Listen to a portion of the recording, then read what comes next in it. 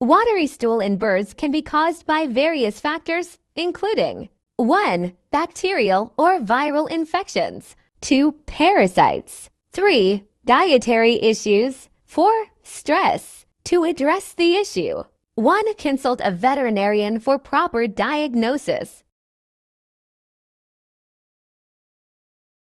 2. Provide clean water and a balanced diet. 3. Ensure proper sanitation and hygiene in the coop. 4. Reduce stress factors. The veterinarian may recommend 1. Antibiotics or antiparasitics, 2. Probiotics, 3. Dietary adjustments. Monitor your bird's health closely and follow the veterinarian's guidance. Would you like more information on poultry health?